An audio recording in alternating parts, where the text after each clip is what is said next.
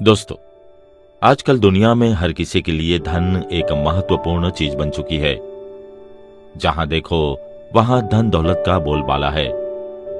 धन दौलत कमाने के लिए लोग ना अपना देख रहे हैं ना पराया। लेकिन चाणक्य के अनुसार मानव जीवन में धन ही सब कुछ नहीं है। धन के अलावा मानव जीवन में नैतिक मूल्यों का भी विशेष महत्व है। दोस्तों, लोग दिन रात धन कमाने के लिए मेहनत किया करते हैं, लेकिन चाणक्य ने कहा है कि धन की जितनी जरूरत हो आपको उतनी ही मेहनत करनी चाहिए।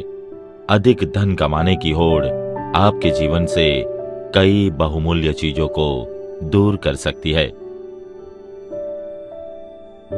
दोस्तों, आचार्य चाणक्य ने अपनी चाणक्य नीति में मानव जीवन से जुड़े हर एक पहलू को बताया है।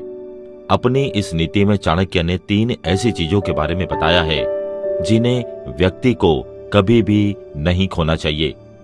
यदि आपके पास यह 3 चीजें नहीं है तो आप धनवान होने के बाद भी कंगाल ही रह जाएंगे। आइए इसे विस्तार से समझते हैं। स्वाभिमान के बिना धनवान नहीं। दोस्तों, आचार्य चाणक्य कहते हैं कि व्यक्ति अपने जीवन में चाहे कितना भी पैसा कमा ले, यदि उसने अपना स्वाभिमान खो दिया तो वह कभी भी उसे नहीं पा सकता है।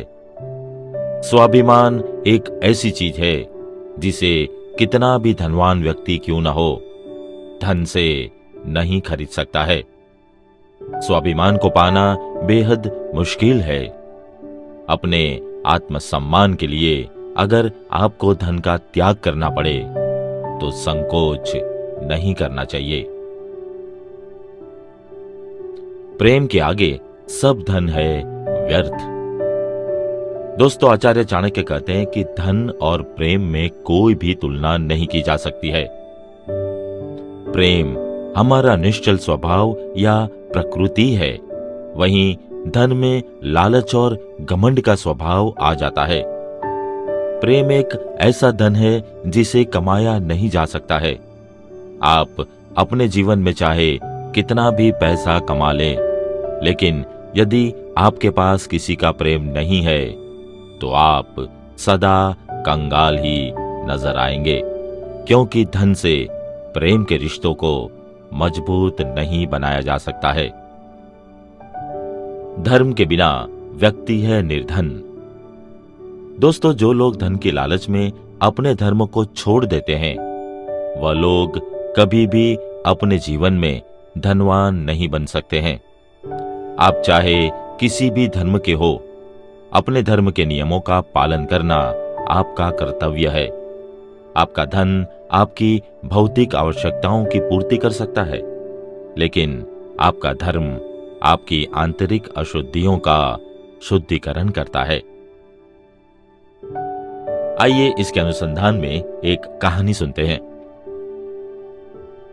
गुरु शिष्य जंगल से गुजर रहे थे। एकाएक गुरुजी को ध्यान आया कि आश्रम में समिधा के लिए लकड़ियां नहीं है। उन्होंने शिष्य से कहा, वत्स, मैं नदी में स्नान करके आश्रम में चला जाऊंगा। तुम हवन के लिए थोड़ी सी लकड़ियां लेकर आश्रम पहुंच जाना। शिष्य ने पेड़ों से लकड़ियां तोड़ी और नदी में स्नान करने के बाद लकड़ियां लेकर आश्रम की ओर चल पड़ा। शिष्य जब आगे बढ़ा तो उसने कहीं से किसी के कराने का स्वर सुनाई पड़ा। लकड़ियां एक और रखकर वह आवाज की दिशा में चल पड़ा।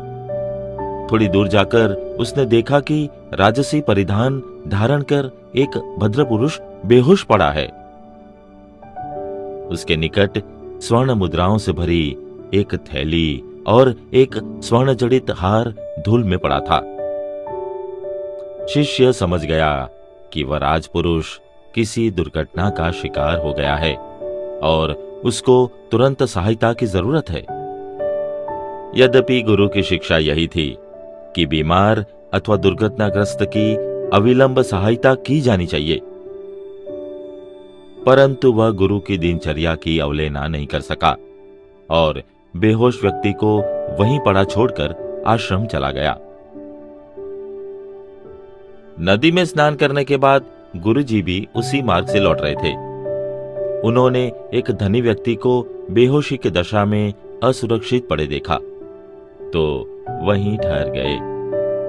इधर उधर रहने वाले वनवासियों की सहायता से वह उस मूर्छित व्यक्ति को अपने आश्रम में उठवा लाए।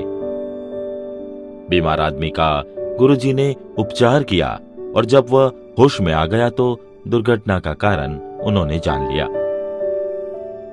बीमार व्यक्ति को आराम करने की सुविधा प्रदान करने के बाद गुरुजी पूजा पाठ में व्यस्त हो गए। हवन समाप्त करने के बाद उन्होंने अपने शिष्यों को बुलाकर पूछा,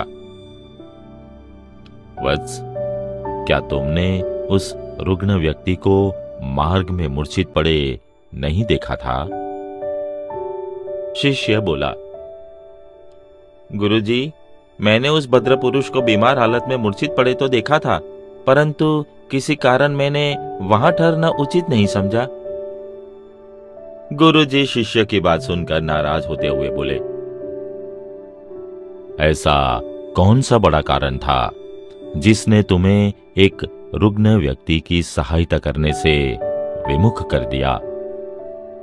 क्या मैंने तुम्हें यह शिक्षा नहीं दी थी कि दुखी और बीमार की सहायता से कभी मुंह न मोड़ना? शिष्य नम्रतापूर्वक बोला, गुरुजी, मुझे आपकी वह शिक्षा याद थी, पर मेरे मन में एक ऐसा विचार उठा कि मैं उस भद्र पुरुष के पास ठहर नहीं सका। वो ऐसा कौन सा गंदा विचार था जिसने तुम्हें इतना कठोर बना दिया? गुरुजी, मूर्छित भद्र पुरुष साधारण व्यक्ति नहीं था। उसके निकट स्वर्ण मुद्राओं से भरी थैली और स्वर्ण जड़ित बहुमूल्य हार पड़ा था। इतना धन धान्य देखकर मुझे स्वयं पर भरोसा नहीं रहा कि मैं कहीं प्रलोभन में वशीभूत न हो जाऊं। यही कारण था कि अपने मन के भटकने के डर से मैं वहां नहीं ठहरा और आपके उपदेश की अवहेलना करते हुए समीधा लेकर लौट आया। मुझे क्षमा करे। गुरु ने शिष्य की शंका पर बहुत देर तक विचार किया और वह शंका के औचित्य को अस्वीकार नहीं कर सके। फिर वह नम्र स्वर में शिष्य को समझाने लगे, वत्स, तुम ठीक कहते हो, पर तब भी तुम्हें रुग्ण व्यक्ति को उस अवस्था में छोड़कर नहीं आना चाहिए था। तुम्हारी सच्ची परीक्षा की वही घड़ी थी।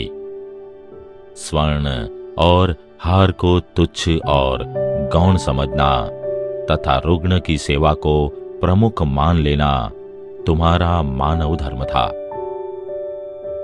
प्रलोभन तो और भी हजारों हो सकते हैं और तुम्हें धर्म और सच्चाई के मार्ग से विमुख कर सकते हैं। यदि तुम इन प्रलोभनों से उभरना चाहते हो तो उन्हीं के बीच रहकर स्वयं को तोलो। वही सच्ची कसौटी है। क्या कोई रेत में तैरना सीख सकता है? इस संसार सागर से पार जाने का एक ही उपाय है कि इसमें रहकर ही तैरना सीखो और इसके पार चले जाओ। दोस्तों, आज के एपिसोड में बस इतना ही।